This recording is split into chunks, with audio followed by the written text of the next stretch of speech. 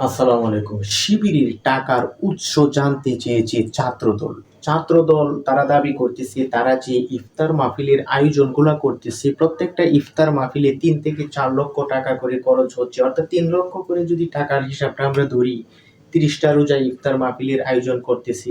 এই ৩০ টা রোজায় প্রায় ৩ কোটি টাকার উপরে আসতেছে। তাদের আয়ের উৎসগুলা জানতে চেয়েছে। আমরা বিভিন্ন সোশ্যাল মিডিয়ায় ঘাটাঘাটি করে যতটুকু জানতে পেরেছি, তারা ইসলামী ছাত্র শিবির করে এই ছাত্র শিবিরের প্রতি যে একটি তাদের অনুগত্য এবং আদর্শিক একটি মিল থাকে, এই ছাত্র শিবির করার পরবর্তীতে তারা যদি কোনো কর্মক্ষেত্রে চলে যায়, সেই কর্মক্ষেত্রে গিয়ে সেখান থেকে একটি পার্সেন্ট, একটি ইনকামের অংশ বিশেষ এই ছাত্র শিবিরের ফান্ডে জমা করে থাকি।